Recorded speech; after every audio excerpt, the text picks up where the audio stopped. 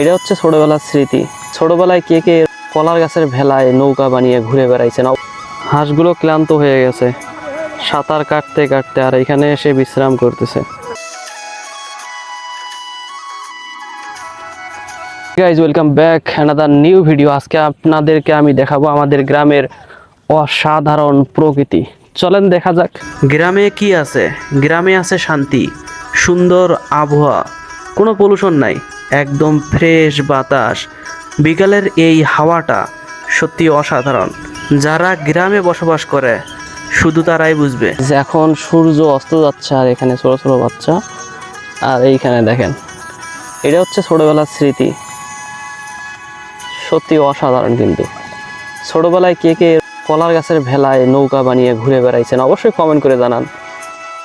রাস্তায় আসবেন আর এগুলো দেখবেন না তা কি হয়? গ্রামের রাস্তায় এগুলো এখন অ্যাভেলেবেল, কারণ এখন ধান কাটার সিজন। সবাই ধান কেটে নিয়ে এসে খড় রাস্তার মধ্যে শুকানোর জন্য দেওয়া হয়েছে। বৃষ্টি হচ্ছে, এর কারণে কৃষকদের একটু সমস্যা হচ্ছে। আর ওইখানে দেখেন একজন কৃষক ধান কাটতেছে, আর এটা খুবই কষ্টকর, কারণ পানির মধ্যে ধান কাটা খুবই একটা কষ্টকর ব্যাপার। হাঁসগুলো ক্লান্ত হয়ে গেছে সাঁতার কাটতে কাটতে, আর এখানে এসে বিশ্রাম করতেছে।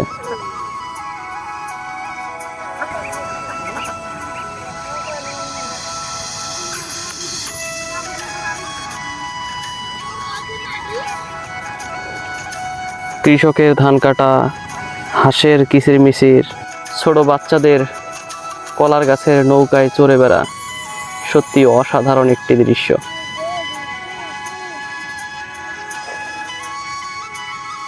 মাছ আছে না? মাছ আসলেন একদিন জাল নাই তোমার?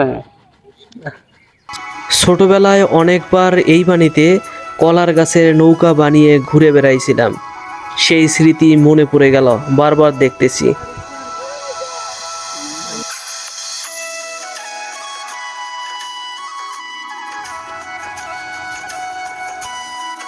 গাইজ, এই সময়টা হচ্ছে ধান কেটে বাড়িতে আনার সময়, আর ওইখানে দুটা ছেলে ধান কেটে কত কষ্ট করে মানে টেনে টেনে নিয়ে আসতেছে।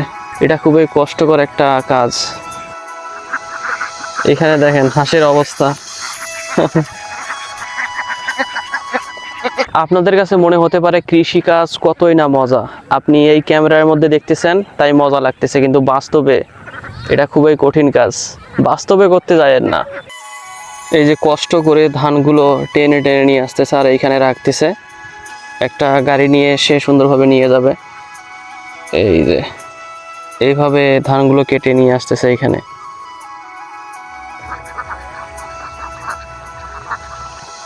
এই যে ধানের আটি বলা হয়, সেগুলো ভ্যানে করে বাড়ির দিকে নিয়ে যাওয়া হচ্ছে।